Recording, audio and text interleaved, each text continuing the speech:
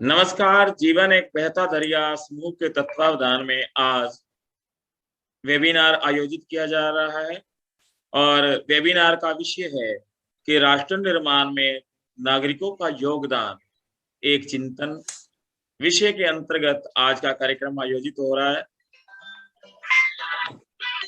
आज के इस कार्यक्रम में देश के सुप्रसिद्ध विचारक जुड़े हैं हमारे साथ। हमारे मध्य में श्री मुकेश भटनागर जी प्रबुद्ध विचारक हैं। आप वेबिनार की प्रत्येक कड़ियों में सक्रिय रहते हैं और प्रत्येक क्षेत्र में आपका योगदान सराहनीय योगदान है, चाहे वो साहित्य क्षेत्र है अथवा कोई भी समाज सेवा का क्षेत्र है। आपका उल्लेखनीय योगदान नमन करने योग्य है।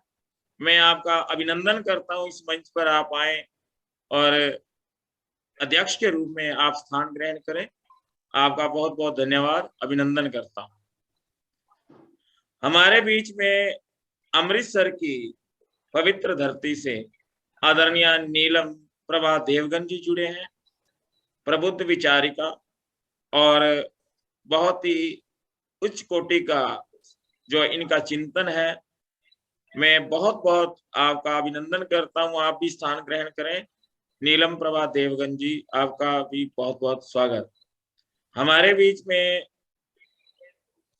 दिल्ली से ही एकता सहगल मल्होत्रा जी जुड़े हैं।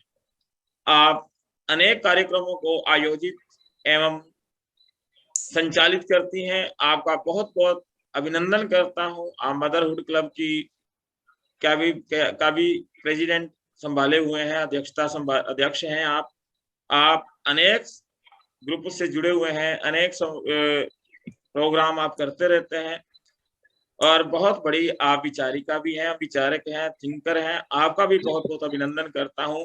और कार्यक्रम का शुभारंभ माँ सरस्वती की स्तुति से करते हैं और माँ सरस्वती की वंदना से मैं कार्यक्रम का शुभारंभ कर रहा हूं।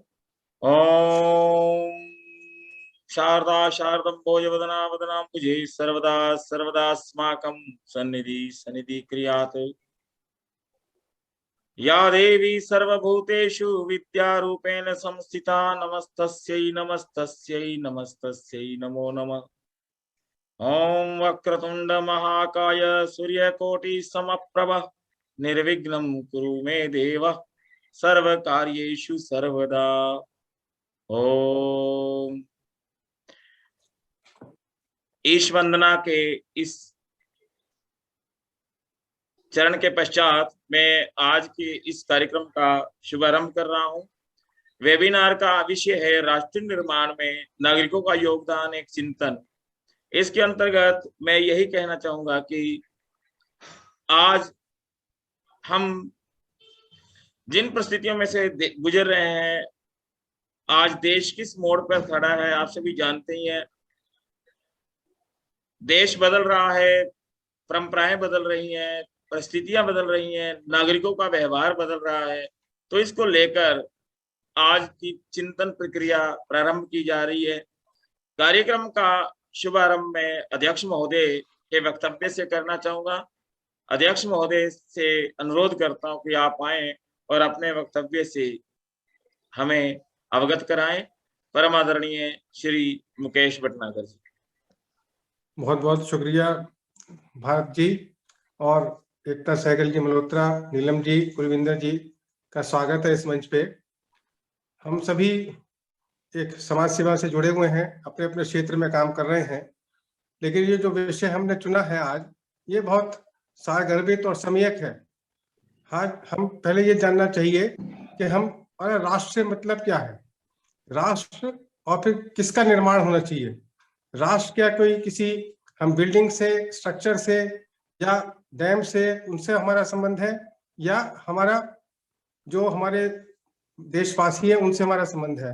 मुझे याद आता है स्कूल का एक मेरे ऑटोग्राफ जो मेरे प्रिंसिपल साहब ने मुझे दिया था जब मैंने 11th क्लास में था, वहां के जब स्कूल लिविंग के टाइम, तो उन्होंने ऑटोग्राफ में लिखा था, a country is not known by it's flora and fauna, it's forest and jungles, its minerals and resources, its rivers and lakes, it is known by its people.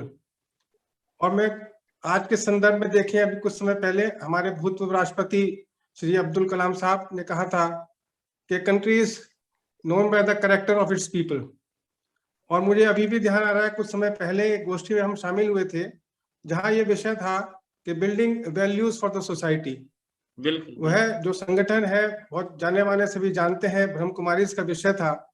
लेकिन हमें अब ये समझना है कि नागरिकों का, हम ज्यादा उसमें लीगल में नहीं जाएंगे, जो भी किसी टेरिटरी में या सीमा के अंदर जन्म लेता है वह स्वतः ही सिटीजन हो जाता है। कुछ को सरकार स्पेशल सिटीजनशिप देती है, जैसे विदेशों से आके जैसे मदर तेरेसा को इंडियन सिटीजनशिप मिली। तो सिटीजन्स के कई कर्तव्य हैं, राइट्स है, लेकिन हमारा ज्यादातर जो ध्यान जाता है आम नागरिकों का भी के राइट्स की तरफ विशेष जाता है। और संविधान में भी हमारा जो आर्टिकल 19 है वो फंडामेंटल राइट्स को डिक्लेयर करता है, लेकिन ड्यूटीज क्या है इसके प्रति अभी हम अनभिज्ञ हैं। तो हमारा जो आज का विषय है, यदि हम अपनी अपनी ड्यूटीज को पहचाने और उसके हिसाब से हम कार्य करें, तो हम समझते हैं कि जिस प्रकार से एक मटका बूंद बूंद करके भरता है, तो नागरिक भी एक बूंद बूंद है इस देश के मटके के संदर्भ में।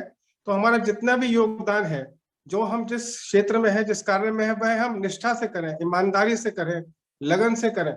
हमारा दुर्भाग्य यह है कि हम चाहते हैं देखा देखी कि दूसरा कैसा कर रहा है उस हिसाब से करें। यदि मैं, जो मेरा अंतर्मन कहता है, अगर मैं उसी पे अपने विचार रखूं, तो मैं समझता हूं कि हम लोग देश में बहुत कुछ आगे तरक्की कर सकते हैं। जिस प्रकार से हम देखते हैं, जापान में 1945 में जब एटम बम गिराया गया और उसकी जो दशा हुई थी, पूरा तहस नहस हो गया था, 2 शहर और कई लाख लोग बाग चले गए थे। लेकिन आज जापान जो है दुनिया में सबसे आगे देश है, टेक्नोलॉजी में, ऑटोमोबाइल्स में और कई क्षेत्रों में आगे है। उसी प्रकार से अमेरिका, कई यूरोप देशों में सिविल वार्स हुई, लेकिन वहां के लोगों ने अपने को समझा कि ये हमारा देश है, हम सब एक कम्युनिटी है, एक कुटुंब है, और उन्होंने मिलजुल के सबने काम किया। किसी के मन में प्रतिस्पर्धा नहीं रही। हमें अपने से देखना है कि हमारे में कितनी इल्म है या हुनर है। अगर यदि मैं वह ईमानदारी से करूं, तो मैं समझता हूं कि हम देश के निर्माण में बहुत अच्छा योगदान दे सकते हैं। अभी मैं इस समय इसी वक्तव्य से अपनी बात समाप्त करूंगा। आगे चर्चा के दौरान हम बात करते रहेंगे किस प्रकार से छोटे छोटे नागरिकों ने ऐसी मिसालें कायम करी हैं कि जो हम जब उनको बारे में पढ़ते हैं, सुनते हैं, खासतौर पे अभी जैसे हाल ही में पद्मश्री कुछ ऐसे लोगों को मिली, जब उनके बारे में मैंने जाना, पढ़ा, तो महसूस हुआ कि कितने उन्होंने निस्वार्थ भाव से अपना कार्य किया और आज वो राष्ट्रपति भवन तक पहुंचे। और उन्होंने फिर भी ये कहना था पद्मश्री लेने के बाद, एक से पूछा गया, तुलसी गौड़ा नाम की एक महिला है 77 ईयर्स की, कि आपको कैसा महसूस हो रहा है आपको ये अवार्ड मिलके? तो वो बोली, मुझे अवार्ड का तो पता नहीं है इसका क्या महत्व है, लेकिन मुझे अभी भी जो वो कार्य करती हैं कर्नाटका में, मुझे अभी भी फॉरेस्ट और जंगल पसंद है, ना कि ये अवार्ड। तो हमें ये समझना है कि हमारा जो हम जिस क्षेत्र में है उसको हम कितनी लगन से करें, निष्ठा से करें। यही अगर हम इस पे चले तो हम राष्ट्र निर्माण बहुत बढ़िया तरफ एक बहुत अच्छा कदम उठा सकते हैं। बिल्कुल, बहुत बढ़िया, बहुत बहुत धन्यवाद आदरणीय मुकेश भटनागर जी। आपने अपने वक्तव्य के माध्यम से एक तो संवैधानिक जो हमें अधिकार मिले हैं और उसके कर्तव्यों का उल्लेख किया कि अधिकार तो हम सभी चाहते हैं, लेकिन अपने कर्तव्यों का निर्वहन हम कितनी ईमानदारी से करते हैं, कितनी निष्ठा से करते हैं, ये बड़ा विचारणीय विषय है, बहुत उल्लेखनीय विषय है। क्योंकि राष्ट्र का निर्माण जो होता है वो नागरिकों से होता है और नागरिकों से ही राष्ट्र का निर्माण भी होता है। दोनों एक दूसरे के पूरक हैं। अगर नागरिक सुसभ्य है तो राष्ट्र गौरव का अनुभव करता है, राष्ट्र का उत्थान होता है, एक गौरव की अनुभूति होती है।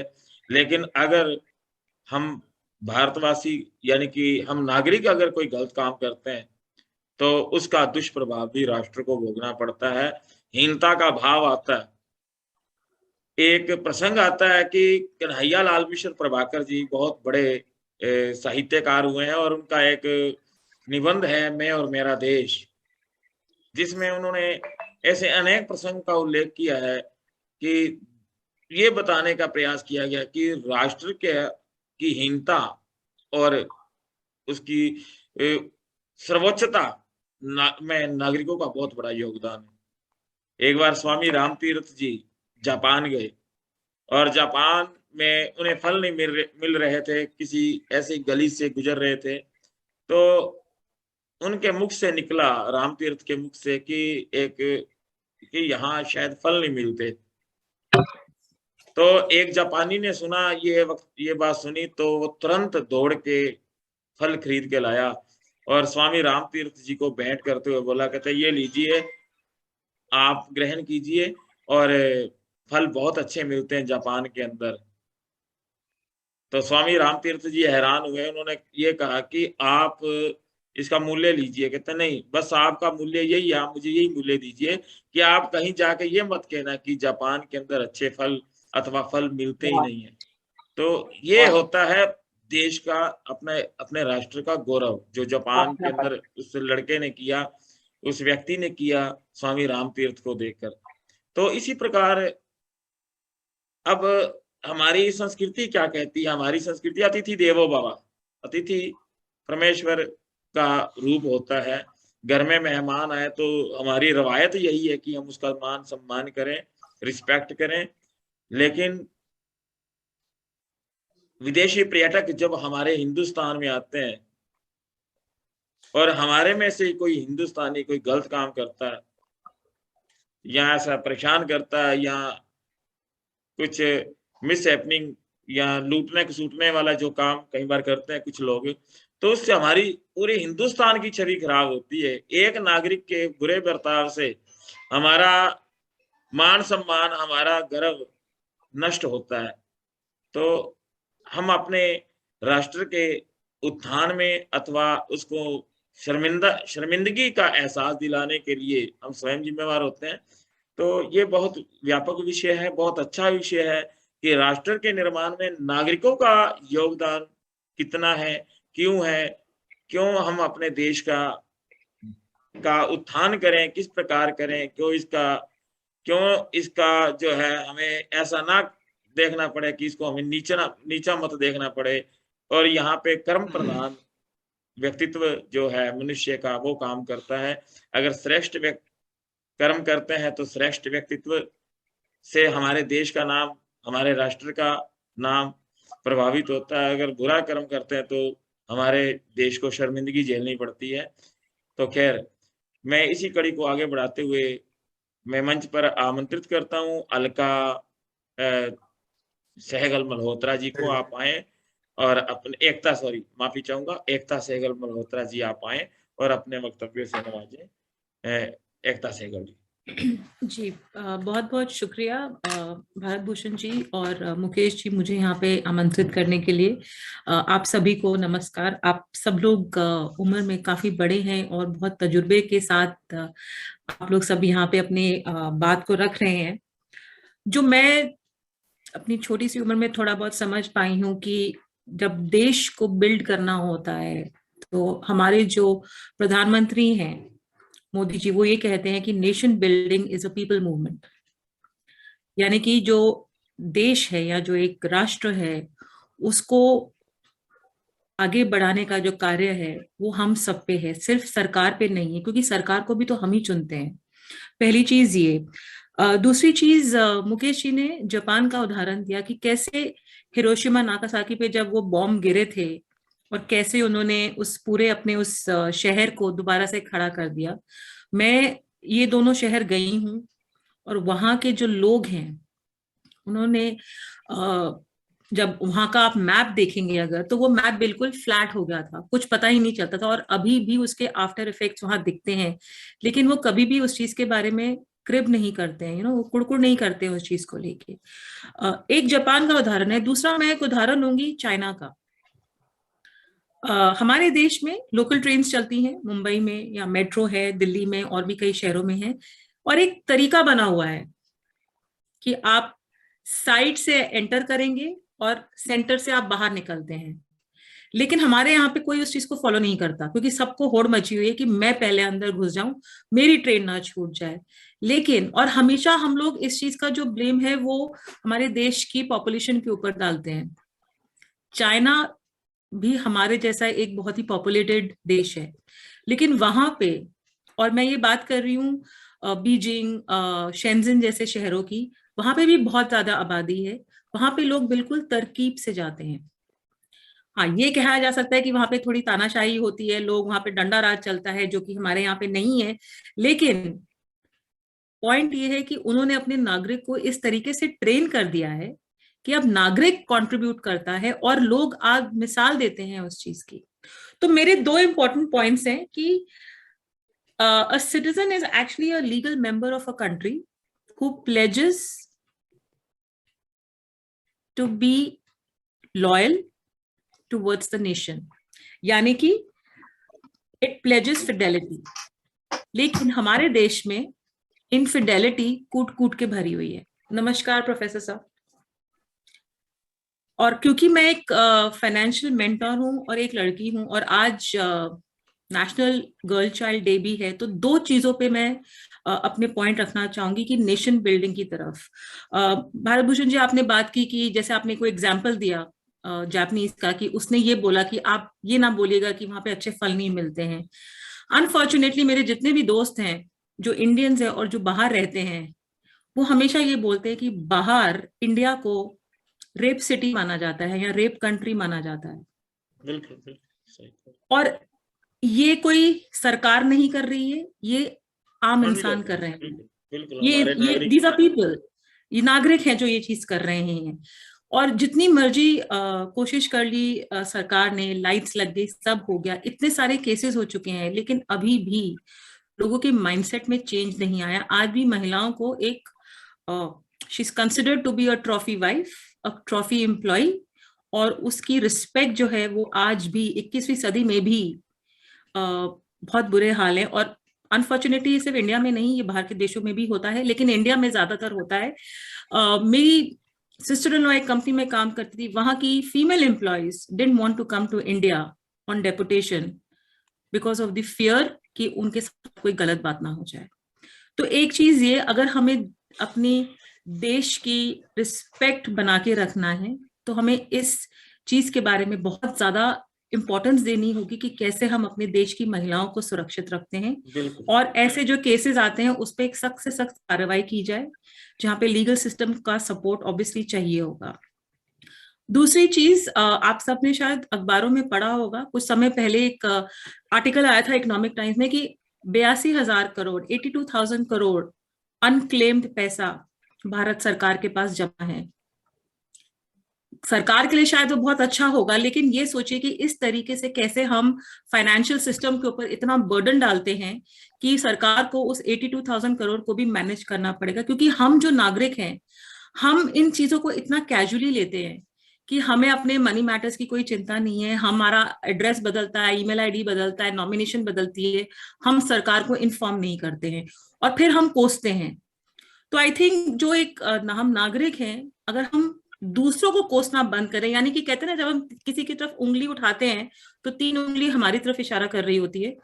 तो अगर हमें हमारे देश को आगे बढ़ाना है तो लिटरेसी लेवल बढ़ानी होगी, और अगर लिटरेसी लेवल बढ़ेगी, फाइनेंशियल लिटरेसी बढ़ेगी, महिलाओं का सम्मान होगा, और सिर्फ महिलाओं का ही क्यों, एक इंसान का सम्मान होगा, जो मुझे लगता है कि हमारे देश में इस वक्त मिसिंग है। हम लोग किसी का सम्मान करते हैं उसके ओहदे के लिए, इसलिए नहीं क्योंकि वो एक इंसान है। तो अगर ये बदलाव हम सब मिलके ला सकते हैं तो शायद हम अपने देश को एक बहुत महान देश बना सकते हैं। क्योंकि मैंने सौभाग्य रहा है बाहर ट्रैवल करने का काफी, और मुझे आज भी याद है जब आई थिंक 2011 की बात है, जब वर्ल्ड कप हुआ था और जब इंडिया जीती थी, तो वहां के जितने भी इंडियंस थे, मैं हांगकांग की बात कर रही हूँ, everybody was out on the street with the national flag and appreciating the effort of the country। तो हमें बहुत गर्व हुआ था कि हमारा देश जीता है। लेकिन जब निर्भया हुआ था, वही लोग शर्म से झुक गए थे। बिल्कुल। तो मैं बस यही कहना चाहूंगी। बिल्कुल, धन्यवाद आपका। बहुत सुंदर वक्तव्य, आपने सारगर्भी संदेश दिया, आपका बहुत बहुत शुक्रिया। राष्ट्र के निर्माण में नागरिकों की भूमिका बहुत बड़ी भूमिका है। हमारे कर्म ही देश को ऊंचाई प्रदान करते हैं, देश को गौरव प्रदान करते हैं, और हमारे ही नागरिकों के कर्म ही, बुरे कर्म ही शर्मसार भी करते हैं। तो नागरिकों को का दायित्व बहुत बड़ा है, चाहे वो मेहमान हो, हमारे यहाँ विदेशी मेहमान आए तो उनको पूरा मान सम्मान करें, ये भी गर्व का विषय है। अपने देश का कभी अहित कोई भी बुरा कहे तो हम उसका खंडन करें, अपने श्रेष्ठ व्यक्तित्व के माध्यम से जो हमारे शख्सियत हुए हैं, महापुरुष हुए हैं, उनके माध्यम से भी हम अपने देश की का महिमा मंडन करें, ये अत्यंत अनिवार्य है। कन्हैयालाल मिश्र प्रभाकर जी की रचना जो मैं और मेरा देश का एक प्रसंग और है कि एक जापान के अंदर एक पुस्तकालय के अंदर एक किसी दूसरे देश का नाम उल्लेख नहीं किया गया, किसी दूसरे देश का नागरिक गया और वहां से एक पुस्तक में से दुर्लभ चित्र फाड़ लिए। बाद में वो पकड़ा गया और उसका देश का नाम पूछा गया, उसको सजा हुई, उसकी पेमेंट तो करनी पड़ी, लेकिन जापान वालों ने लिख के लगा दिया पुस्तकालय के बाहर कि इस देश का कोई भी नागरिक को हम का प्रवेश वर्जित है। हमारे पुस्तकालय के अंदर, लाइब्रेरी के अंदर इस मुल्क के किसी भी नागरिक का, बाशिंदे का यहाँ प्रवेश वर्जित है। तो ये एक व्यक्ति की गलती का खमियाजा पूरा मुल्क भोगता है, पूरा देश भुगतता है। तो हमें ऐसा कोई भी कर्म हमारे नागरिकों को नहीं करना चाहिए जिसका परिणाम हमारे देश के प्रत्येक नागरिक को भोगना पड़े। तो बहुत सटीक चिंतन आदरणीय एकता सहगल जी ने प्रस्तुत किया। हमारे मध्य में मौजूद हैं, हमारे मध्य में आ चुके हैं प्रोफेसर कुलविंदर सिंह एहसास जी, आपका बहुत बहुत शुक्रिया। आप दिल्ली के बहुत वरिष्ठ विचारक हैं और आपका प्रत्येक क्षेत्र में उपलब्धियां नमन करने योग्य हैं। आपका बहुत बहुत अभिनंदन करता हूं, स्वागत करता हूं। हमारे विचार की इस कड़ी में शामिल हैं हमारे अगले प्रतिभागी आदरणीय नीलम प्रभा देवगन जी। नीलम प्रभा देवगन जी से अनुरोध करूंगा कि आप भी अपने वक्तव्य से हमें अपने विचारों से अवगत कराएं। आदरणीय नीलम प्रभा देवगन जी। धन्यवाद।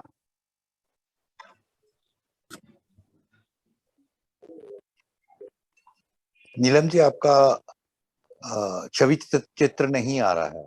छवि चित्र आ गई। हाँ जी, दिख रही हूँ मैं। जी जी बिल्कुल। धन्यवाद। पहले तो जीवन एक बहता दरिया मंच का धन्यवाद भारत भूषण जी और मुकेश भटनागर जी साहब जी का बहुत बहुत धन्यवाद मुझे इस मंच का हिस्सा बनाने के लिए। तो आज के विषय पर आते हुए मैंने जैसा चुना था कि राइट्स वर्सेस ड्यूटीज पे बात करूंगी, तो मुझे बहुत दुख अफसोस होता है कि हर छोटी बात पे, छोटी से छोटी बात पर हम सड़कों पर उतर आते हैं बिल्कुल और सार्वजनिक जीवन को अस्त व्यस्त कर देते हैं। किसी रोगी की परवाह नहीं करते, किसी ऑफिस, स्कूल, कॉलेज जाने वालों की परवाह नहीं करते, और छोटी से छोटी बात पे भारत बंद। अरे भारत बंद, नागरिक होकर एक सजग नागरिक कैसे सोच सकता है भारत को बंद करने का? कल्पना भी कैसे कर सकता है? दुख होता है ये सोचकर। अंग्रेज चले गए, उनके खिलाफ आंदोलन करना कि भारत छोड़ो सही था। तो मैं यही कह रही थी कि राइट्स वर्सेस ड्यूटीज की बात करते हुए अगर मेरी छोटी से छोटी डिमांड है तो मुझे ये कौन हक देता है कि मैं सारी की सारी पब्लिक को परेशानी में डाल दूं, सड़कों को ब्लॉक कर दूं, और कोई मरीज निकल रहे हैं, एम्बुलेंसेस जानी है, लोगों ने अपने काम पे जाना है, तो वो सारे का सारा सिस्टम में अस्त व्यस्त कर दूं और एक दिन के लिए नहीं, 2 दिन के लिए नहीं, महीनों के लिए हम अस्त व्यस्त कर दें, क्या हमारे पास कोई और तरीका नहीं है? हम पॉजिटिव तरीके सोच सकते हैं, अपनी आवाज उठा सकते हैं, लेकिन दूसरों को परेशानी दिए बगैर। तो मैं जापान का उदाहरण दे रही थी कि वहां अगर लोग स्ट्राइक में जाते हैं, जैसे फैक्ट्री है जूते बनाने की, तो वो एक पांव का राइट साइड का जूता बना लेते हैं स्ट्राइक डेज में और लेफ्ट का रहने देते हैं, ताकि काम में अड़चन भी आए, लेकिन जो राष्ट्र का बहुमूल्य समय है वो बर्बाद ना हो, उनका समय बर्बाद ना हो, जिसके लिए उन्हें सैलरीज मिलनी है, तनख्वाह मिलनी है। तो ये स्पिरिट होनी चाहिए। हमें जागना है कि हम अपने ही देश के खिलाफ लड़ रहे हैं। ब्रिटिशर्स जा चुके, हमें वो माइंडसेट चेंज करना है। हम भूल जाते हैं कि ये ब्रिटिशर्स अब जा चुके हैं और इस तरह के धरनों की अब देश को जरूरत नहीं है और देश अफोर्ड नहीं कर सकता है। भारत बंद जब हम कहते हैं तो मेरे दिल जलता है। भारत बंद का ख्याल, मैं एक देश का नागरिक होने के नाते कैसे ये दिमाग में ख्याल भी आ सकता है? भारत को हमेशा विकास की तरफ चलना चाहिए। मेरे तो सारे के सारे एफर्ट्स इस तरफ होने चाहिए और मैं भारत बंद का नारा कैसे दे दूं? तो एक ये मेरी बात है जो बड़ी मेरे को पिंच करती है, बड़ा अफसोस होता है। और दूसरा ये कि हम हर बात पे सरकार को दोष देते हैं। अरे सरकार किसने चुनी? मैंने। संविधान ने मुझे हक दिया वोट देने का, तो संविधान को मेरे से उम्मीद भी है, अगर ये राइट है तो मेरी ड्यूटी भी है कि मैं दिमाग की खिड़कियां खोलकर अपना नेता चुनूं। जाति के ऊपर नहीं, प्रांत के ऊपर नहीं, not because of caste, race, regionalism और लैंग्वेज, और not because I am getting some money, मेरे को कोई प्रलोभन मिल रहे हैं। जैसे आजकल पंजाब में इलेक्शंस हैं, हर एक पार्टी मैदान में है, आपको बिजली फ्री देंगे जी, आपको हम पानी फ्री देंगे, और एक पार्टी ने तो अनाउंस किया है हर औरत को 1000 रुपया देंगे। जी। हम बेगर्स हैं क्या? मैं तो बेगर नहीं हूं। और ये पैसा किसका है? मैं जो इंटरेस्ट जो देती हूँ, इनकम टैक्स, पब्लिक का मनी है, out of which you are going such doles to the people, उनकी वोटें खरीद रहे हो, और ये शरेआम ब्राइबरी है मैं कहूंगी। तो हमें अपनी आंखें खोलनी है, हमें अपने दिमाग की खिड़कियां खोलनी है और अपना जो वोट का राइट है उसे सही इस्तेमाल करना है।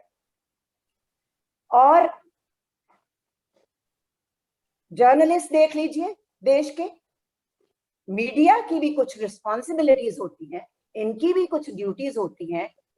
इतना घातक किरदार निभाते हैं जर्नलिज्म वाले भी आजकल कि पैसों के चक्कर में दरकिनार कर दिया इन्होंने सारे सिद्धांतों को, सारी वैल्यूज को, सच को छुपाकर और झूठ को परोसकर ये सारे के सारे समाज को गुमराह कर रहे हैं।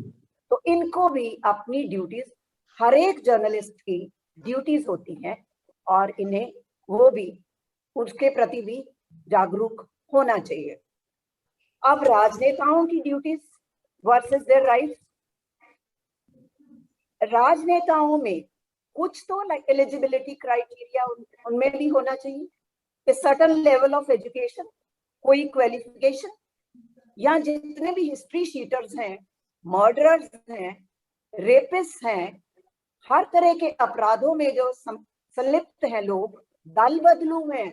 सबसे बड़ी बुरी बात, मैं तो एक आइडियोलॉजी को वोट देती हूँ और वो बंदा अगले दिन जाकर या इलेक्शन के बाद भी दूसरी पार्टी में जिसकी आइडियोलॉजी ऑल टुगेदर डिफरेंट है उसके साथ मिल जाता है, तो मेरे साथ तो ये धोखा है।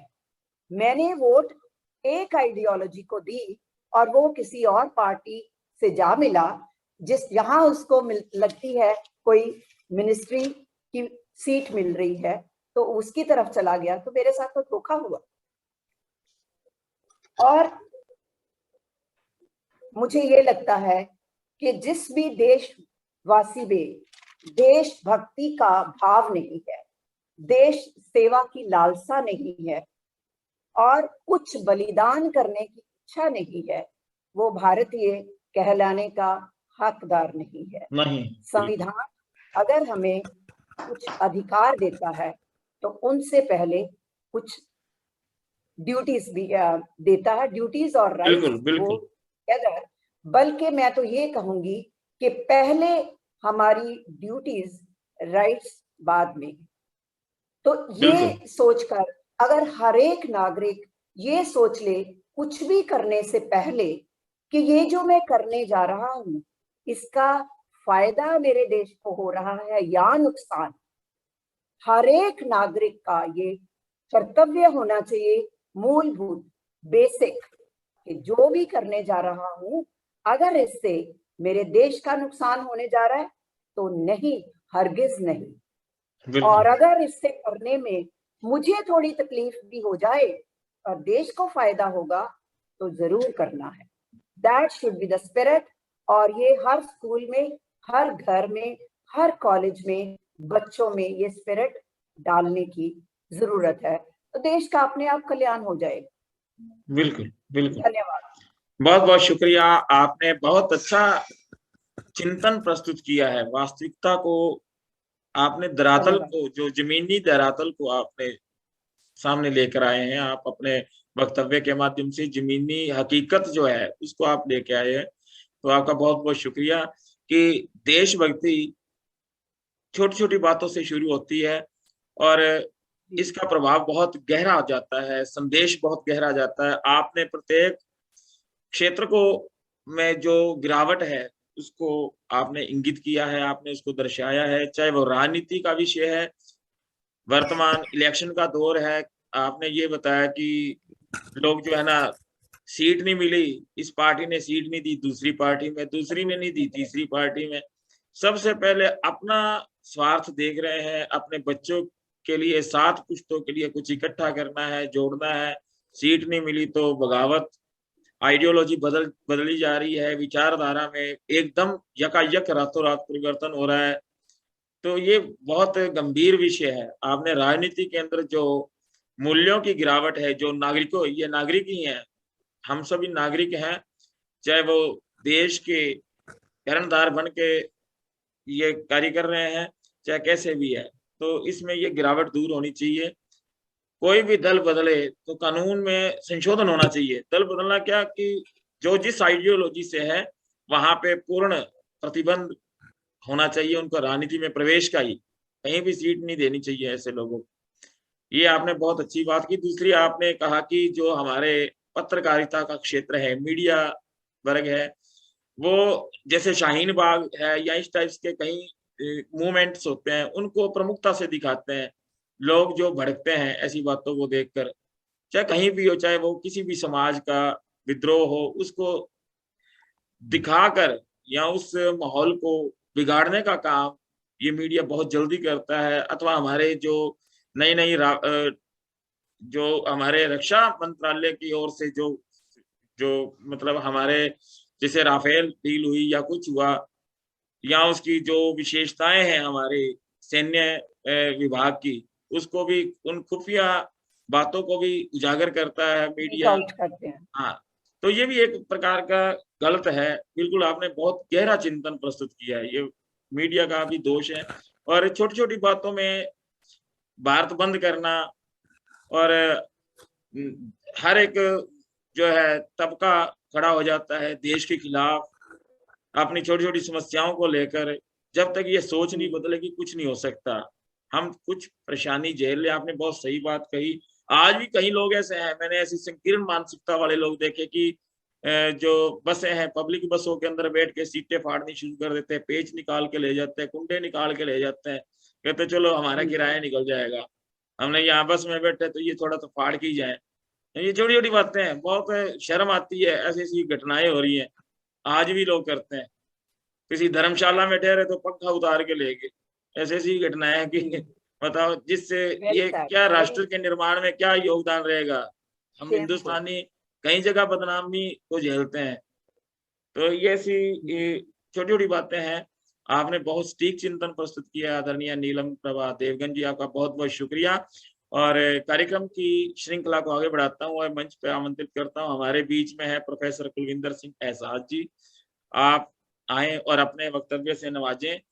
मुझे दो बातें याद आ रही हैं, दो लाइनें याद आ रही हैं कि वो गुरदास मान का एक गाना है कि लख परदेसी होइए पर अपना मुल्क नहीं पंडी दा, देश नहीं ਜਿਹੜੇ छड्डी दा, ਮੁਲਕ ਦਾ ਖਾਈਏ, ਜਿਹੜੇ ਦੇਸ਼ ਦਾ ਖਾਈਏ ਉਸ ਦਾ ਬੁਰਾ ਨਹੀਂ उस ਮੰਗੀਦਾ। देश नू पंडी दा, हाँ, नहीं पंडी नहीं पंडी, नहीं पंडी दा। हाँ नहीं पंडी दा, बिल्कुल। तो वो बात भी साथ में अटैच कर रहा हूँ कि हम लोग जो बाहर जाके अपने देश की इंसल्ट करते हैं, उसको भी बचाना हम ही लोगों ने है। हमारे ऊपर बड़ी जिम्मेवारी है। हमारे जो है ना बहुत सी हमारे घरों में से बहुत से लोग बाहर सेट हो गए हैं और बाहर जाके अगर अपने देशद्रोही रूप में काम करते हैं, देशद्रोह के रूप में काम करते हैं, अथवा अपने देश की निंदा करते हैं कि वहां तो कुछ नहीं है, वहां गरीबी है, भूख है, गरीबी है, ये बीमारी है, या ऐसा कुछ बातें करते हैं, तो उससे भी कंट्रोल, उनको भी कंट्रोल करना है हम सभी को। तो अपने देश का कभी बुरा नहीं मांगना चाहिए। और इसी बात को लेकर मैं आमंत्रित कर रहा हूँ प्रोफेसर साहब को, प्रोफेसर कुलविंदर सिंह एहसास जी। बहुत अच्छे विचार है कि आप अपने वक्तव्य से नवाजें प्रोफेसर साहब। स्वागत है, स्वागत है। सबको नमस्कार। मैं आज एक खास दिन है, उस खास दिन पर पहले तो सभी को बहुत बहुत बधाई देता हूँ। और उसके अलावा वो खास इंटरनेशनल डे के अलावा आज शायद मुकेश जी की भी शादी को 48 साल हो गए, ये इनको कैद में 40 रहते 40 साल। तो मैं इनको भी नमन करता हूँ कि कितनी इनकी बहादुरी है कि पूरे 40 साल से कैद है, अभी तक एक बार एक सी भी नहीं की। और नहीं सर, आपने 8 साल जोड़े हैं ना, तो ये आपके घर में दिक्कत हो जाएगी। ये 8 साल कुलविंदर जी आपने बहुत बहुत शुक्रिया। मुझे ये पल याद है, काफी लोग यहाँ नहीं जानते होंगे भारत जी, हम लोग आज से 10-12 साल पहले हम जुड़े जी, और बिल्कुल जब से जो हमारे विचार है, हमारी दोस्ती है, हमारी भावना है, वो बिल्कुल निरंतर बिल्कुल उसी प्रकार से चल रही है। सही मैंने बात। भी बहुत सीखा कुलविंदर जी से, इनके तरीके से, इनके जिस प्रकार से इनकी बात रखने का तरीका है और बहुत ही साधारण सहज तरीके से समझाते हैं। मैं उससे बहुत प्रभावित हूँ, हम अक्सर बात करते रहते हैं। कुलविंदर जी बहुत बहुत शुक्रिया आपके इस सौहार्द शब्दों के लिए। मैं हाँ अपनी जी, बात thank कहूंगा। मैंने एकता जी को भी सुना और नीलम जी को भी सुना। कुलविंदर जी अपने विचार रखेंगे, लेकिन अभी हमें फिर ऐसा भी बात में रखना है। मैं एकता जी से भी कहूंगा कि हमें इसमें बदलाव कैसे लाना है, क्योंकि हमारा देश तो ऋषि मुनियों को माना गया है, स्वामी विवेकानंद का माना गया है, लाल बहादुर शास्त्री, जहाँ अमृतसर में नीलम जी है कि जो वो फांसी के तख्त पे जाते जाते गए थे, कर चले हम फिदा जानो तन साथियों, अब तुम्हारे हवाले वतन साथियों। तो वो वतन कहाँ रह गया, साथी कहाँ रह गए। हम लोगों को इस तरह का प्रयास करना चाहिए, जो अच्छा हो रहा है उसे उजागर करें। और हम लोग सभी, कुलविंदर जी, एकता जी, आप, भरत जी, नीलम जी, सभी हम उसमें हैं। हम क्यों वो पन्नों को पढ़े जहाँ पे कुछ चीज ऐसी लिखी हो। अब तो जैसे उन्होंने कहा कि धरना भी हो रहा है, तो अब तो सुप्रीम कोर्ट भी सुओ मोटो लेती है एक्शन, और हमारा 5 साल में तो ये बनता ही है धर्म के हम उसको नहीं वापस लाएं। तो इस पे विचार रखें। कुलविंदर जी अपनी बात कहें कि हम अगर नेता हमारा ठीक नहीं निकला तो क्या हम कोई कानून है जो खटखटा सकते हैं। कुलविंदर जी धन्यवाद, शुरू कीजिएगा। जी जी। मैं पहले अपनी बात को रखता हूँ, फिर उसके बाद जैसे चर्चा आगे बढ़ेगी उसके हिसाब से हम आपके प्रश्नों और बाकी चीजों को भी जरूर लेंगे। सबसे पहली बात तो ये कि मैं एकता जी को भी सुन पाया और मैम को भी, देवगन मैम को भी सुना, मुकेश जी की भी काफी बातें मैंने सुन पाया, और भारत जी को तो मैं रग रग से पहचान गया हूँ कि वो क्या उच्च कोटि का विचार अपने साथ लेकर के चलते हैं। देखिए, मैं एक घर बनाता हूँ तो मैं उस घर में नींव रखता हूँ, तो नींव हमारे देश के नागरिक हैं, और उस देश के जो 4 मैंने पिल्लर डालने हैं ना, वो 4 पिल्लर जो हैं, वो सबसे पहली है विधायिका। विधायिका का मतलब हो गया संसद, जहां विधान बनेंगे, जहां नियम बनेंगे, कानून बनेंगे। फिर उसके बाद होगा कार्यपालिका। कार्यपालिका जो राजनेता, जो इसको चलाएंगे, इसको व्यवस्थित करेंगे, जो इसको लागू करेंगे, जो इसके लिए कार्य करेंगे, चाहे वो फिर उनके जरिए से आगे पुलिस फोर्स है, कानून के लिए बहुत सारे डिफरेंट एवेन्यूज है, वो सब। और फिर उसके बाद आ जाएगा कार्यपालिका के बाद न्यायपालिका। न्यायपालिका, कहीं ये जो काम कर रहे हैं, जो सिस्टम्स बना रहे हैं, इनमें कहीं कोई कमी तो नहीं, ये कैसे चलेगा, इसके अंदर क्या काम होगा, कैसे होगा, और अगर कोई गलत कर रहा है, मेरा एकता जी के साथ झगड़ा हुआ, एकता जी सही है या मैं सही हूं, इसको न्याय पूरा एक विचार देना, ये तीसरा। और चौथा सबसे महत्वपूर्ण, पत्रकारिता। क्या सारे अपनी अपनी जगह पर सारे सही तरीके से सही कार्य कर रहे हैं? यदि सारे सही तरीके से कार्य नहीं कर रहे, तो पत्रकार का प्रश्न पूछने का हक होता है। उसको पूछना होता है कि ये जो एक लोकतंत्र के मकान के 4 पिल्लर हैं, वो चारों पिल्लर नागरिकों के ऊपर खड़े हैं, नींव नागरिक हैं, नागरिकों के ऊपर खड़े हैं और नागरिकों को दबा रहे हैं, मगर कोई अपना रोल निभा रहा है कि नहीं, उनसे प्रश्न पूछना। देखिए, नेगेटिविटी कहने के लिए बहुत कुछ है, लेकिन पॉजिटिविटी कहने के लिए बहुत अच्छी बात यह है कि हमारे पास जो विधायिका है वो विश्व की सबसे बेहतरीन है। पूरे विश्व में ऐसा कानून किसी के पास भी नहीं है कि जो हर विषय के ऊपर कुछ ना कुछ उन्होंने काम किया हुआ है। मैं मतलब भीमराव अंबेडकर जी के बारे में बहुत पढ़ता हूँ, बहुत जानता हूँ, बहुत सुनने की कोशिश करता हूँ। तो उन्होंने अपने जीवन के 67 इयर्स में से ऑलमोस्ट, अगर 13 साल बचपन के निकाल दिए जाएं, तो हर दिन कम से कम 18 से 20 घंटे पढ़ाई की, किताबें पढ़ी, लिखी, और वो सब कुछ करते हुए इतना बड़ा कानून और उतनी बड़ी चीजें बना पाए।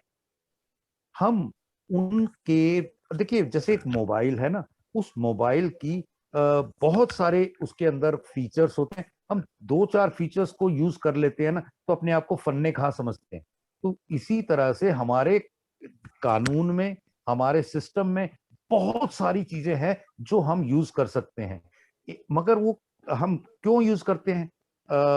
अन्ना जी ने कोई एक आंदोलन चलाया, उस आंदोलन के बाद जो बाकी के लोग थे, उस आंदोलन से निकल के आने के बाद उसे अपने एक पॉलिटिकल पार्टी के रूप में किसी जगह पहुंचने का रास्ता बनाना, और वो आज अब एक और तरीके से काम कर रहे हैं। मैं किसी के खिलाफ नहीं हूं, किसी के फेवर में नहीं हूं। मैं एक बात जानना चाहता हूं, ये या बताना चाहता हूं, जब अगर आप लक्ष्य लिख लेते हैं तो फिर आपके पास चीजों के कुछ डाटा इकट्ठे हो जाते हैं, वो जो इस तरीके से होते हैं। पूरे विश्व में ना केवल और केवल 20% लोग, केवल 20% लोग ही ऐसे होते हैं जो लक्ष्य के साथ चलते हैं, और उन 20% में से भी, उन 20% का भी 8%, यानी बहुत छोटा प्रतिशत हो गया, 20 में से 8% ऐसे होते हैं जो अपने लक्ष्य को पा पाते हैं, उन लक्ष्यों की तरफ चलते हैं, कर्म करते हैं। और उस 8% का 1.6%, यानी रेयर, बिल्कुल रेयर, उस परसेंटेज पे जाकर के जो ऐसे होते हैं जो अपने लक्ष्य को पूरी तरह से प्राप्त कर पाते हैं, और वो जीवन काल में ही अमर हो जाते हैं, और वो कुछ ऐसा करके जाते हैं जो बाकी सबके लिए प्रेरणादायक हो जाता है।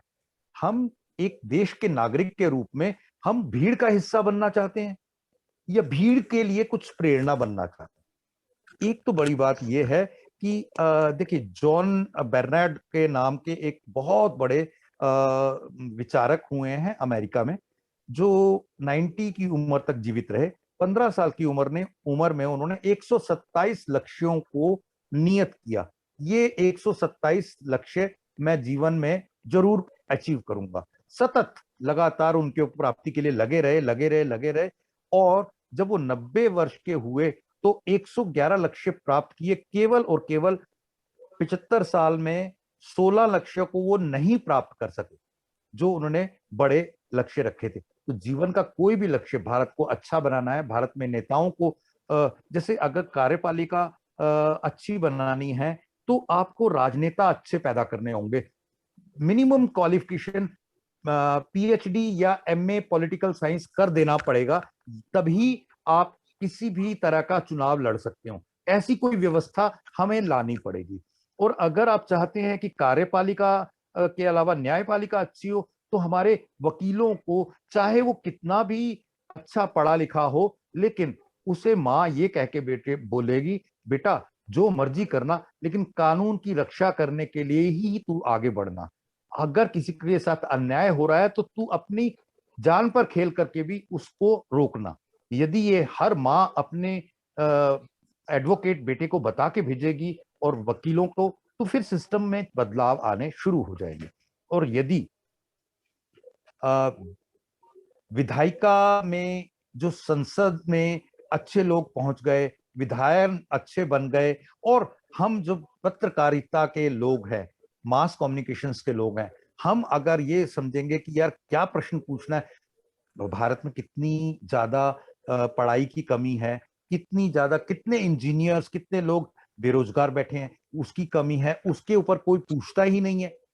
कोई भी किसी के लिए ये नहीं पूछता कि भाई आपने जब आए थे तो आपने एक अपना एजेंडा दिया था कि हम इस एजेंडे के ऊपर पूरा 5 साल काम करेंगे। उस एजेंडा को कहाँ गायब कर दिया? क्या मुझे पर्टिकुलर एक वर्ड कहा जाता है उस एजेंडा को, सर क्या कहते हैं उसे,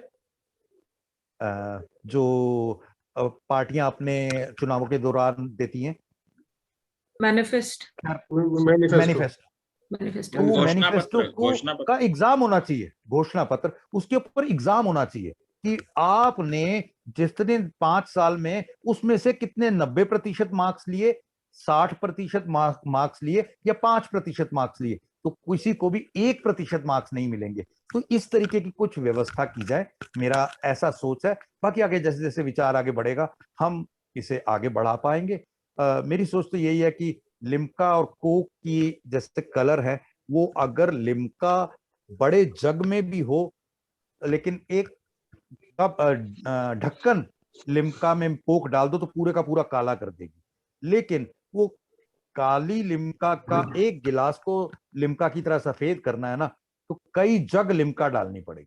तो अभी जो हमारी कालीमा आ रखी है, उसे सही करने के लिए बहुत सारी सफेदी डालनी पड़ेगी। Thank you. बिल्कुल बिल्कुल, बहुत ठीक चिंतन, बहुत ही सारगर्भित आपने बात कही कि स्वयं को सुधारना अत्यंत अनिवार्य है।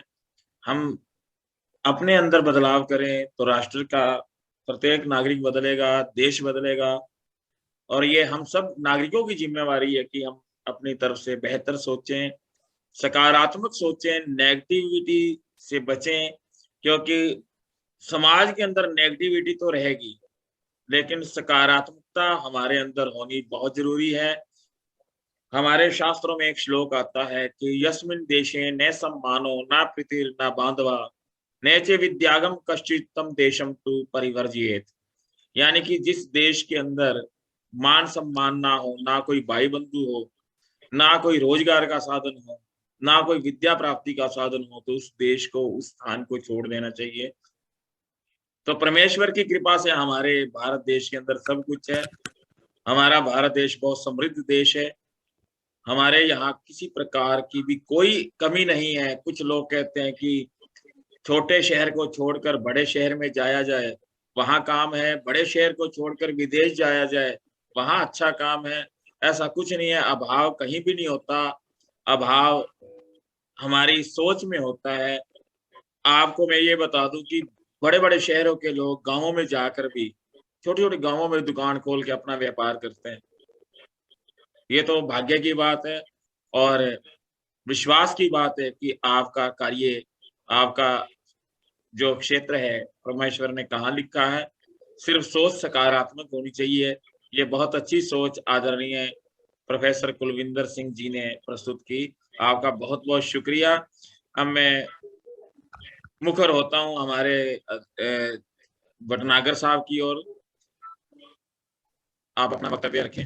जी, सभी का बहुत बहुत शुक्रिया जो विचार रखे। सभी सारगर्भित थे, लेकिन मेरा ये मानना है, कहना चाहूंगा कि जो समाज में नहीं हो रहा या नहीं होना चाहिए या जो गलत हो रहा है, उस पर हम ध्यान केंद्रित करने के बजाय क्या होना चाहिए, इस पे हम ध्यान दें। हम लोग सभी प्रबुद्ध हैं और विचारक हैं और प्रयास कर रहे हैं, निरंतर प्रयास कर रहे हैं और दिल से कर रहे हैं कि समाज में कहीं ना कहीं सुधार हो। हम चाहते हैं कि दुनिया बदले, लेकिन यदि हम खुद बदल जाएंगे तो कुछ उसका असर पड़ेगा। मैं थोड़ी सी बात ये कहूंगा, जैसे एकता जी ने बात कही, मैं अभी फर्स्ट ईयर में था कॉलेज में, जल्दी से बात कहना चाहूंगा कि होली के दिनों में 2 लड़कियां बहुत स्मार्ट सी, वो अकेली थी और 5 लड़के वहां पे चढ़े और उन्होंने कुछ हरकतें ऐसी करी, और मेरा उसी समय ये मन हुआ कि ड्राइवर को जाके मैं कहूँ कि गाड़ी रोको, और मैं उनसे जूझ नहीं सकता था कि मैं अकेला था। ड्राइवर ने गाड़ी रोकी और रुकते ही उन्हें लगा कि अब कोई खतरा है, वो लोग भाग के चले गए। इसी प्रकार से एक अनपढ़ व्यक्ति बुक फेयर में आ गया था, उससे बातचीत हुई, पता लगा कि वो तो अनपढ़ है, गलती से आ गया, उसको हमने दिशा दी, बाद में संपर्क रहा, तो वह आज पढ़ लिख के बहुत अच्छा उसमें समाज में वो कमा भी रहा है, अपना उसने धंधा भी कर लिया। अब मैं यहाँ कहना चाहूंगा कि हमें ये जो प्रश्न है कि हमारे टीचर्स भी अच्छे हैं, सभी कलाकार भी अच्छे हैं, हम लोग समाज सेवी भी हैं, तो कमी कहाँ रह रही है? क्या स्कूलों में हमारी पढ़ाने का तरीका कुछ अलग है जो हम ब्रिटिशर्स दे गए? कैरेक्टर बिल्डिंग का कहीं वहां पे जोर नहीं है। पहले संयुक्त परिवार होते थे, संयुक्त परिवार में दादा दादी, नाना नानी या कोई भी समाज का ऐसा व्यक्ति होता था जो हमें निरंतर कुछ ना कुछ टेकता कहता रहता था। आज के दौर में किसी बच्चों को कहा भी जाए तो वह गोल का हवाला देते हुए उसको दरकिनार कर देगा।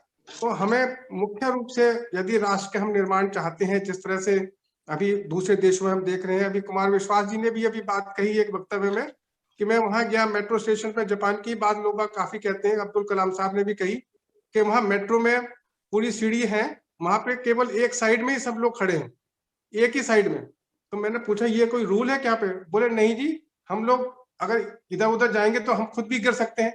तो यहाँ का हम करेक्टर उन्होंने बताया। हमारे देश में भी जब हम अभी राष्ट्रपति भवन जाएं तो वहां देखेंगे राष्ट्रपति बनने के लिए वो किस किस दौर से गुजर के आए, और मैंने वही देखा है ग्वालियर में पैलेस में, वहां पे जो एंट्री टिकट है वो 400 रुपए है पर पर्सन। वहां पे हम क्या देख रहे हैं, उनका किस तरह से लेविश स्टाइल लिविंग होता था पुराने जमाने में राजा रजवाड़ों का। लेकिन आज के दौर में हम यदि सुप्रीम कोर्ट की लैब उसमें जाए, म्यूजियम में जाए, लाल बहादुर शास्त्री मेमोरियम वहां जाए कि जहाँ रहते थे वो मोती उस लाल मार्ग पे, कि किस तरह से उनका प्रधानमंत्री बनने के बाद भी उनका सादा जीवन था। उनका अभी भी एक कोट वहां टंगा हुआ है लाल बहादुर शास्त्री के मेमोरियल में, जिसका बटन टूटा हुआ है, और उनकी पत्नी ने कहा था, नेहरू जी ने तुरंत बुला लिया था कि अरे बटन तो लगवा लो। बोले नहीं, मैं मीटिंग में देर हो जाऊंगा। तो वो उस तरह का नेहरू जी ने भी उन्हें कहा। तो उनका जो जीवन है हम उनसे प्रेरणा लें और अपने आप को इस तरह से हम खुद उदाहरण प्रस्तुत करें, ऐसे माता पिता के रूप में, ऐसे पड़ोसी के रूप में, ऐसे नागरिक के रूप में। मैं देखता हूँ जो हमारे वेंडर्स हैं कोरोना के दौर में कितने मुस्कुराते हुए सब काम कर रहे हैं, मुस्तैदी से काम कर रहे हैं। उनको सब पूछिए कि आप कोई कभी ये तम्बाकू का सेवन नहीं करते, कुछ नहीं करते? बोले जी हम ऐसा करेंगे तो हमारे पास ग्राहक क्यों आएगा? तो उससे हमें सीख ले रहे हैं अनपढ़ सी। अभी मैं देख रहा था पद्मश्री में एक सभी जानते हैं, मैं फिर भी कहना चाहूंगा इस आपके माध्यम से दर्शकों को, कि एक संतरा बेचने वाला जिसकी जो पैदा हुआ था 1956 में, उसका नाम है हजब्बा, हरे काला हजब्बा। तो 2002 में किसी फॉरेनर ने उससे रेट पूछ लिया था, what is the rate of this oranges, तो वो जवाब नहीं दे पाया, और उसने पैसे इकट्ठे कर करके 2015 में अपने गांव में स्कूल खोला, और उसको 2015 से लेकर 5 साल में वो स्कूल जो है इतना नामी ग्रामी हो गया। डिस्ट्रिक्ट कलेक्टर ने भी उसको मदद करी, स्टेट ने भी मदद करी, सेंटर ने भी मदद करी, और स्कूल का नाम आज उसी के नाम से हजब्बा स्कूल है, और उसको अभी पद्मश्री भी मिली। तो कहने का ये है कि जो एक अनपढ़ व्यक्ति एक संतरा बेचने वाला ये विचार रख सकता है कि यदि मैं पढ़ाई लिखाई हमारे बच्चों में आएगी तो हमारा देश किस तरह से बनेगा। कम से कम एक संतरे वाले ने, आज मैं समझता हूँ उनने 2-3 हजार बच्चे उनके गांव में और आसपास के गांव में भी आ रहे हैं। इसी प्रकार से हमारे जो कुलविंदर जी साहब कर रहे हैं कार्य, एकता जी कर रही है, नीलम जी ने विचार रखे, हम भी निरंतर ये प्रयास करते हैं कि किस तरह से जो ये शरारती तत्व हमारे मानसिकता में आ जाते हैं। अभी मैं कुछ दिन पहले ऑब्जर्वेशन होम गया था हमारे जानने के लिए कि टीनेजर्स कैसे जुवेनाइल बन जाते हैं। तो वहां देख के हमें ताज्जुब हुआ कि वहां पे 83% फर्स्ट टाइमर होते हैं और सेकंड टाइमर आते हैं 13%, मतलब थर्ड टाइम कोई नहीं आता वहां पे। तो वहां का जो तरीका है उन्हें समझाने का, किस तरह से समझाया जाता है, ये समझने की बात है। हम यदि 19% आज हमारी पॉपुलेशन जो कंट्री की है वो बिलो 18 है और 35% जो है बिलो 29 है। तो ये जो हमारी 35% को हम ध्यान दें, जो हमारा कर्तव्य बनता है, तो हम समझते हैं कि हम एक पहल कदम करेंगे। हम ईमानदारी से टैक्स दें, करप्शन को हम बढ़ावा ना दें। मैं यहाँ एक बात कहना चाहूंगा, बहुत मन मेरा था जज बनने का, लेकिन उस एग्जाम में इतनी मास की चीटिंग हुई थी, 1978 की बात है, कि मैंने वहां प्रोटेस्ट करी, प्रोटेस्ट का कोई वहां पे जवाब रिस्पॉन्स नहीं मिला, तो वहां मैं आंसर शीट फाड़ के आ गया था। और ये मेरी कई पुस्तकों में भी, मेरे उसमें कथनों में भी है कि इस तरह का हमें कदम उठाना चाहिए कि चाहे हमारा जो मकसद है कि मैं किसी भी तरीके से बन जाता, वहां पे जैसे नकल चल रही थी उस पेपर में, लेकिन हमारा जमीर क्या कह रहा है। आज हमें जरूरत है अपने जमीर को फिर से जगाने की, जिस प्रकार से हमारे स्वतंत्रता सेनानियों ने, देशभक्तों ने कार्य किया, देश की बागडोर हमारे को छोड़ के गए, कि हम ऐसे एक समाज का निर्माण करें, अपने पे ज्यादा ध्यान दें, दूसरों को ध्यान में देखने के बजाय। जैसे कुलविंदर जी ने कहा, नियम है, ट्रैफिक रूल्स है, हम सोचते हैं कोई नहीं दिखाई दे रहा, हम आगे चले जाएंगे, लेकिन कहीं ना कहीं तो ऊपर वाला देख ही रहा है। हम हर काम में चाहते हैं रिश्वत ले लें। आज जो ये कंपनी है इन्फोसिस, जो नारायण मूर्ति जी ने साहब ने खोली थी, उनकी भी अलग कहानी है। उनका ये मानना है कि मैं कोई भी चीज ग्रेटिफिकेशन दे के नहीं लूंगा, चाहे टेलीफोन का कनेक्शन था या बिजली का कनेक्शन था।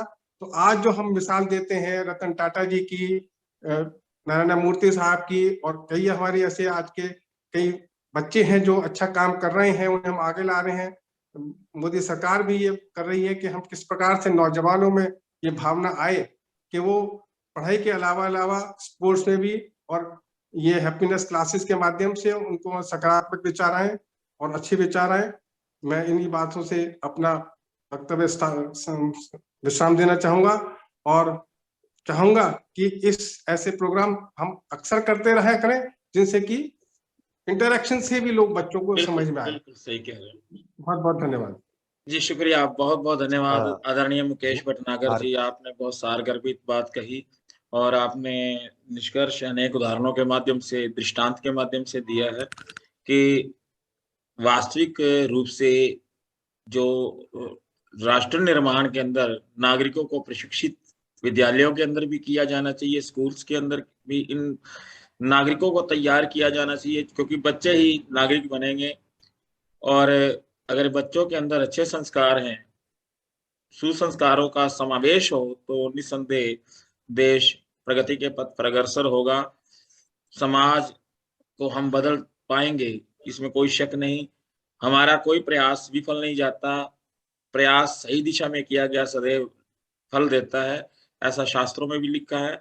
और ये अनुभव की बात भी है, आप सभी तजुर्बेकार हैं, वरिष्ठ हैं, तो आपका तजुर्बा भी यही कहता है कि कोई भी प्रयास निष्फल नहीं जाता। तो हम अपना प्रयास जारी रखें, देश निस्संदेह तरक्की करेगा और जो एक अच्छे नागरिक बनकर अपने देश का, अपने राष्ट्र का, अपने जाति का, अपने सम्मान का हम और सम्मानित करें, गौरवान्वित करें, अपने राष्ट्र को गौरवान्वित करें। और ये जो हमारा आज का सत्र बहुत लाभकारी रहा, आप सभी का मैं शुक्रिया अदा करता हूँ। समय समाप्त हो रहा है, हम फिर मिलेंगे अगले एक नए विषय के साथ। आज का विषय नैतिक मूल्यों से भी जुड़ा हुआ था। ये दूसरा चरण ही कहा जाए तो कोई अतियुक्ति नहीं भारत जी, होगी, बड़ी बात एक मिनट के लिए रोकूंगा आपको, सिर्फ एक मिनट के लिए, जी एक जी मिनट के लिए, अगर आप इजाजत दें जी। जी जी, जी, बिल्कुल हम इस बिल्कुल। बात को संपन्न करें। देखिए, बदलाव बहुत एक इम्पॉर्टेंट चीज है। मुझे एक सौभाग्य प्राप्त हुआ है कि दिल्ली गवर्नमेंट के इस स्कूलों में हैप्पीनेस का जब विषय लगाया गया, तो वो सब्जेक्ट को कोर कमेटी में मैं था। और उसके बाद एंटरप्रेन्योर माइंडसेट एक विषय जब लगाया गया, तो उनकी कोर कमेटी में भी मैं था। अभी हमने रिसेंटली एक सब्जेक्ट इंट्रोड्यूस किया है, वो है देशभक्ति। उसका भी बिल्कुल। कोर कमेटी का मेंबर मैं था। एक बात कहना चाह रही थी, जैसे जी। सबने बोला कि जैसे बच्चे जो होते हैं वो बड़ों को देख के सीखते हैं, बिल्कुल बिल्कुल सही कह रहे और जैसे मुकेश जी ने बोला कि 35% जो पॉपुलेशन है वो यंगस्टर्स की है, लेस देन 29 ईयर्स की। मुझे याद है मैं शायद कक्षा 12वीं में थी, हैं। मेरे जी फादर आर्मी में थे और तब रिटायर हो गए थे, जी और हमें हमारे प्लॉट की रजिस्ट्री करानी थी। जी। तो वो रजिस्ट्री ऑफिस गए तो वहां पे जो बाहर पियोन था उसने उन्हें बैठा दिया, और पूरा दिन निकल गया, उसने उनको अंदर नहीं जाने दिया। ओ। अगले दिन वो फिर गए, तो वो जो पियोन था उसने उन्हें देखा, तो उसने हम्म बोला कि सर आप ऐसे चक्कर काटते रहेंगे, आपको अंदर जाने के लिए नहीं मिलेगा, तो आप कुछ चाय पानी का इंतजाम कीजिए। हम्म। तो अब मेरे फादर फौजी आदमी, तो उन्होंने बोला कि चलो आओ, बगल में एक चाय की टपरी थी, उसको ले गए, कहते चला तुझे मैं चाय पिला देता हूँ। तो वो बोला कि आप मेरा मतलब नहीं समझे। तो मेरे फादर बोले हाँ मैं नहीं समझा हूँ, आप बताइए क्या कहना चाहते। जी तो उसने बोला सर कुछ चाय पानी दीजिए। बिल्कुल तो बिल्कुल। बस। मेरे फादर ने उसको एक ही चीज बोली कि अभी मैं रिटायर हो गया हूँ लेकिन हूं मैं एक फौजी, तो अगली बार जब सरहद पे जंग होगी तो मैं सब देशवासियों से, और हम जितने भी फौजी लोग हैं, हम देशवासियों से पहले खर्चा पानी मांगेंगे और फिर देश की रक्षा करेंगे और आपकी रक्षा करेंगे जो आप आम नागरिक हैं। सही बात सही बात सही वो बात। खड़ा हो बहुत गया, बढ़िया। उसने मेरे फादर की फाइल ली, वो लेके गया, जो वहां के मैनेजर थे उनको दी, और मेरे फादर ने उनको सिर्फ इतना बोला आप मेरी फाइल ले गए हैं लेकिन जो प्रोटोकॉल है आप उसको फॉलो कीजिए, लेकिन अगली बार चाय पानी मांगने से पहले सोच लेना कि सोच कौन लेना। इंसान माइंडसेट से आ रहा है क्या है। तो हमने क्योंकि ये चीज देखी उनमें, तो हमें बिल्कुल जैसे मुकेश जी ने बात की, कुलविंदर सर ने भी बात की कि करप्शन है या ये सब क्वेश्चनिंग ऑफ द सोसाइटी जो है, पॉलिटिकल सिस्टम को तो शायद हम चैलेंज नहीं कर सकते। I wish we could have a 360 degree appraisal for them. और जैसा कि सर ने बोला कि शायद 1% भी कोई पास नहीं होगा उसमें, जो भी उनका वो मैनिफेस्टो आता है 5 साल के बाद, 5 साल छोड़िए हर साल बजट आता है, बिल्कुल जो बिल्कुल सही। बजट में होता है, अगर वो उसको हम एनालाइज करने लगे कि क्या हुआ क्या नहीं हुआ, तो शायद बहुत कुछ बदला जा सकता है। तो आई थिंक एज एडल्ट्स अगर हम सही करेंगे, अगर हम अपने अंदर एक बदलाव लाएंगे, एक कम्युनिटी लिविंग, एक सही तरीके से काम करेंगे। जैसे एक और उदाहरण दूंगी, एक बार हम ताजमहल गए थे, वहां पे एक मदर डॉटर हमारे सामने चल रहे थे, तो वो बच्ची ने पानी की प्लास्टिक की बोतल डस्टबिन में ना फेंकने की जगह, जबकि डस्टबिन सिर्फ 2 कदम की दूरी पे था, उसने सड़क पे फेंक दिया। मेरे साथ मेरी नीस थी जो उस वक्त हांगकांग में रहती थी, उसने मुझे बोला कि बुआ ये डस्टबिन में क्यों नहीं डाल रही है। तो मैंने, अब मुझे तो पता था कि अगर मैं उनको टोकूंगी तो वो तो मुझे उलट के जवाब दे देंगी, बिल्कुल बट क्योंकि मुझे बच्ची को एक पर्सपेक्टिव बताना था, तो मैंने उन लेडी को बोला कि मैंने कहा क्या आप प्लीज ये बॉटल उठा के बिन में डाल सकती हैं। उन्होंने मुझे इतनी बुरी तरीके से देखा, उन्होंने तो नहीं उठाया, तो मैंने और मेरी नीस ने जाके उसको उठा के डस्टबिन में डाल दिया था। हम्म। तो मेरे ख्याल से वही है कि मुकेश जी ने एक चैट बॉक्स में सवाल पूछा था कि कैसे हम बदलाव ला सकते हैं, खुद एक उदाहरण बन के। बिल्कुल और हम स्वयं उदाहरण बने, बिल्कुल सही उदाहरण बात है है। क्योंकि एक हम्म। कारवां जो बनता है वो पहले किसी एक को तो वो कारवां को चलाना पड़ता है ना, तभी वो चलाना लोग पड़ता है। मिलजुल करते हैं। और पिछले कोरोना एक में अलका जी, कुलविंदर जी, एकता जी, पिछले जी कोरोना के पूरे 2 सालों में मैंने अंदाजन करीब करीब इफ नॉट मोर 700 से ज्यादा जूम मीटिंग्स अटेंड की डिफरेंट यूनिवर्सिटीज के साथ, डिफरेंट जी प्रोफेसर्स के साथ। 5000 से ज्यादा प्रोफेसर्स को मैंने कैसे पढ़ाया जाए उसके ऊपर बात की, और क्या चेंज लाया जाए उसके ऊपर बात की। 1.5 लाख से ज्यादा स्टूडेंट्स के साथ बात की कि यार अब नौकरियों की चिंता मत करो, अब खुद नौकरी देने वाले बनो। और उस पूरी प्रक्रिया में आप बहुत खुशी होगी आपको कि बदलाव कहीं दूर नहीं है। मैंने सोचा था कि 2015 में कि मैं कम से कम 50 आईएएस तैयार करूंगा। आज मेरी प्रेरणा से 7 आईएएस बन चुके हैं जो मेरे स्टूडेंट रहे वेरी किसी गुड। न किसी समय। तो हम हमारी छोटी छोटी प्रशंसनीय। कोशिशें बहुत बड़ा बन बहुत बड़ा सकती हैं रंग लाती है, कि हम सही बात। प्रयास करें। बहुत हम किसी बिल्कुल की उम्मीद पे तो भगत सिंह की एक बात मुझे हमेशा अच्छी लगती है। कहते कि दूसरों के कंधों पर तो अर्थियां या लाशें उठती हैं, दूसरों बिल्कुल के कंधों पर तो हमेशा अर्थियां या लाशें होती हैं, कारवां तो अपने कंधों से बनता है। सही बिल्कुल, बात, सही बात, बिल्कुल ठीक कहा। रंग लाती है हिना पत्थर पे घिस जाने के बाद, बिल्कुल सही बात कही कि रंग जरूर मिलता है, रंग जरूर लेके आती है हमारी कोशिशें, बशर्ते कि हमारी सोच सकारात्मक हो, 2 मिनट हम हारे नहीं। मैं बिल्कुल जी, हाँ जी भटनागर जी। जी मैं 2 मिनट चाहूंगा। कुलविंदर जी जो बात कर रहे थे वो देशभक्ति की जो क्लासेस शुरू हुए उसके बारे में कुछ रोशनी जी जी, डालें छूट कुलविंदर गई थी जी। बिल्कुल। सर अभी 9th 10th 11th 12th के लिए हमने हैप्पीनेस पहले शुरू किया था, जी फिर 9th 10th 11th 12th के लिए ही हमने एंटरप्रेन्योर माइंडसेट शुरू किया था। राइट। जो हैप्पीनेस है वो मजबूरी ये है हमारी कि हम कुछ भी नया तो ला सकते हैं मगर पिछला लगा हुआ हटा नहीं सकते। सीबीएसई की ऐसी कंडीशंस है, तो जो हमें किसी को नहीं पढ़ाना, इतिहास नहीं पढ़ाना, मैथमेटिक्स, वो जबरदस्ती ढोते हैं, और जो देशभक्ति या ऐसी चीजें पढ़ानी है, हैप्पीनेस पढ़ाना है, हाँ, मॉरल वो वैल्यूज हमें है जी बिल्कुल। उसके लिए टाइम नहीं है। टीचर्स पता है क्यों परेशान है ब्यूटीफुल। कि यार इनको पढ़ाएं किस समय, हमारे पास टाइम नहीं है।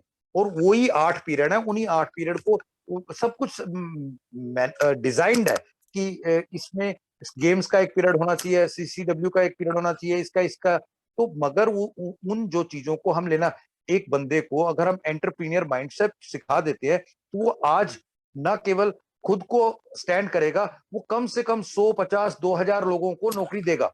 और अगर मैं नौकरी मांगने जाऊंगा तो किसके पास है नौकरी? एक तो जी आपके पास है नौकरी, ये सरकार के पास है नौकरी, किसके पास है नौकरी? नहीं है। आपको अगर खुद मजबूत बनाना है, और फिर देशभक्ति क्या है? देशभक्ति कुछ भी और नहीं है। मेरी वाइफ, मेरी माँ, मेरी बहन, मेरी घर की हर गृहिणी पूरे देश में ये कह दे कि मेरे किचन में ईमानदारी का पैसा आएगा, बेईमानी का एक पैसा भी कहीं से भी आएगा, उसको हम इस किचन में नहीं घुसने देंगे, उस दिन देख लीजिएगा भारत क्या होगा, देशभक्त होगा। बिल्कुल सही बात, सही बात है, बिल्कुल ठीक कह रहे हैं। मैं 21 वर्षों से बच्चों को यही शिक्षा दे रहा हूँ, इसी प्रकार की। मैं पाठ्यक्रम को कम, लेकिन जो सामाजिक जो हमारे दायित्व है उनको लेके काफी कुछ बोलता हूँ।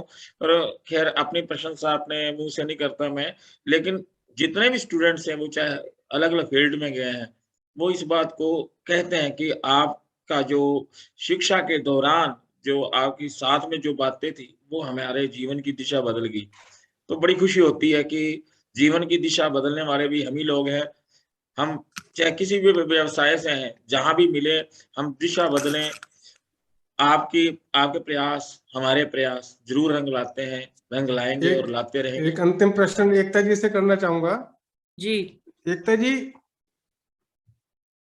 जी जी जी जी मुकेश जी। एकता जी, क्या आप समझती हैं कि जैसे इजराइल कंट्री में मैं समझता हूँ वहाँ कंपलसरी है 2 साल की मिलिट्री ट्रेनिंग और सर्विस, क्या इंडिया में ये एप्लीकेबल कर सकते हैं हम लोग कि जो बिल्कुल सारी कर समस्या सकते का हैं, जड़ है, अगर हर मिलिट्री चीज एप्लीकेबल ट्रेनिंग हो हो सकती कंपलसरी, है, हर बिल्कुल। चीज इस पे आप एप्लीकेबल कुछ हो अपने सकती है, विचार रखें सर। कुलविंदर जी आप प्लीज।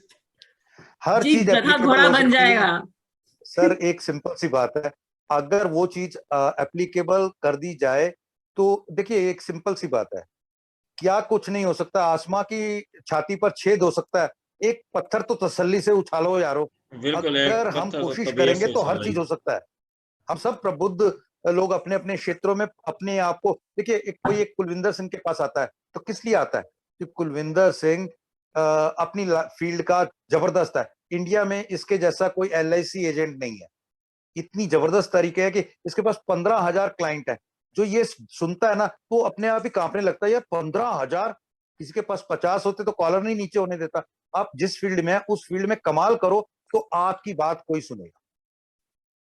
सही और बात जब आप फौज में व्यक्तियों को लेके जाएंगे वो नियमित हो जाएंगे, नियम आ गया तो सब कुछ आ जाएगा। मैं जी, बिल्कुल। एकता जी मेरा तो ये विचार है, आप बताना चाहते आप बिल्कुल सही कह रहे हैं। मैं तो फौजी भी नहीं हूँ, मैं तो फौजी की बेटी हूँ, लेकिन क्योंकि हम वो रिजीम, वो डिसिप्लिन बचपन से देखते हैं, तो कई बार फौजियों के बच्चों को ना एक ब्रैट का टाइटल मिला जाता है कि हम फौजी ब्रैट है, कि हम बहुत हाई हेडेड होते हैं, वो होते हैं व्हाटएवर, और हम बहुत इंग्लिश में गिटर पिटर बहुत करते हैं, क्योंकि ये सारी चीजें हम भी सुनते थे। क्योंकि मैंने अपनी ग्रेजुएशन इंदौर से की थी, और इंदौर जो है प्रिडोमिनेंटली हिंदी बोलने वाला शहर है। तो जब मैं वहां गई थी, मैं और मेरी कजन, हम दोनों फौजियों के बच्चे हैं, तो हमें बहुत देर तक एक कहते ना वो आइसोलेशन में रखा जाता था कि इनसे नहीं बात करेंगे कि ये दोनों इंग्लिश में बात करती हैं, दोनों दिल्ली से आई हैं, एक तो वो दिल्ली का टैग था हमारे ऊपर। लेकिन डिसिप्लिन, अडेप्टेबिलिटी, कल्चर को समझना, डाइवर्सिटी एंड चेंज को एक्सेप्ट करना अगर सीखना है तो फौज और फौज की जिंदगी से बेहतर कोई जगह नहीं है। आप उसमें हर एक चीज, हमने हर एक चीज की है, हमने कल्चर को भी समझा है, हमने स्पोर्ट्स भी खेले हैं, हमने भाषाएं सीखी है। मैं शायद 2.5 साल की थी, अब मुझे वो भाषा नहीं आती है, लेकिन मैं 2.5 साल की थी और मेरे फादर चेन्नई में पोस्टेड थे, तब मद्रास। तो मैं जितनी भी हमारे काम करती थी दीदी घर में, मैं उन सब के साथ तमिल में बात करती थी। तो अब मैं चाहे लैंग्वेज ना बोल पाऊं, लेकिन मुझे थोड़ा बहुत लैंग्वेज का नैक है कि मैं लैंग्वेज को समझ सकती हूँ कि कोई मुझे गाली तो नहीं दे रहा है। तो और क्योंकि टाइम मैनेजमेंट है, वो सब है, तो यही सारी चीजें हैं जिससे कि आप अपने नेशन को बिल्ड करते हैं। अब हमें, क्योंकि मुझे टाइम का बहुत वो है, तो मैं जब किसी को अपने शो पे इनवाइट करती हूँ और अगर वो टाइम पे नहीं आते तो मुझे इरिटेशन होती है, क्योंकि मुझे आदत है टाइम के हिसाब से। या वही चीज हम अपने बच्चे को भी सिखाते हैं, जैसे भी भरत जी ने बोला कि आप फटाफट आ गई, मुझे अगर आपने 8 बजे का टाइम दिया तो मैं 8 बजे आना। पंक्चुअलिटी बहुत इंपॉर्टेंट है। हमारे जितने भी शोज होते हैं, अगर कोई टेक्निकल ग्लिच हो तो अलग बात है, लेकिन टाइम बहुत जरूरी है। और मुकेश जी, ये सिर्फ इजराइल में नहीं, सिंगापुर में भी 2 साल मैंडेटरी है फौज। और मैं 10 साल एन हो रहा हूँ एज ए एनसीसी जो है ना गाइड रहा हूँ, और फौज के प्रत्येक क्षेत्र में यानी कि बच्चों को ट्रेनिंग देता रहा हूँ हर टाइप की, क्योंकि एज ए एन काम किया है मैंने। तो मैंने एक चीज देखी है कि जितनी पंक्चुअलिटी और जितने मॉरल वैल्यूज यहाँ बिल्ड होते हैं, बनते हैं, वो कहीं भी नहीं। इसमें बहुत सही बात कह रहे हैं। अभी हमने भारत भूषण की एक सेशन किया था career in army, brigadier Vinod Datta के साथ किया था। विनोद दत्ता जी। और उसमें करीबन 29 बच्चे आए थे और सारे हम्बल बैकग्राउंड के बच्चे थे ज्यादातर। और मुझे बहुत खुशी हुई थी ये देख के कि वहां पे सिर्फ लड़के नहीं थे। उन 29 में से कम 8 लड़कियां थी जो आई थी सुनने के लिए और समझने के लिए कि वो कैसे अपना करियर फौज में बना सकती हैं। तो अगर तो ये आप में से कोई इम्प्लीमेंट करवा सकता है तो देखिए, बिल्कुल मैं जैसे कहना कि खच्चर घोड़ा बन जाएगा या गधा घोड़ा बन जाएगा फौज में जाके, और शायद शेर भी बन जाएगा। देखिए, एक बात है, जब मैंने आपको बताया ना कि मैं अपने स्टूडेंट्स को आईएएस बना रहा हूँ, अगर जिस दिन वो 50 से ज्यादा हो गए तो पक्के तौर पर मैं कानून भी बनवा पाऊंगा। तो ये चीजें आप शुरुआत करेंगे तो चीजें बनती चली जाएंगी। भारत जी, आपने समय को देखते हुए आपने शायद समापन करना है, तो आप प्लीज। जी बिल्कुल। मैं अकेला ही चला था जानिबे मंजिल मगर लोग साथ आते गए, कारवां बनता गया। कारवां इसी प्रकार बनता है। खैर, आज का यह चर्चा बहुत लाभदायक रही और भविष्य में हम फिर एक नया विषय लेकर आएंगे वेबिनार का। और आप सभी प्रबुद्ध जनों का धन्यवाद करता हूँ, विशेष रूप से प्रोफेसर कुलविंदर सिंह एहसास जी, आदरणीय मुकेश भटनागर जी, आदरणीय एकता सहगल मल्होत्रा जी एवं नीलम प्रभा देवगन जी, आप सभी का धन्यवाद। फिर मिलेंगे। शुक्रिया। शुभ रात्रि। Good night.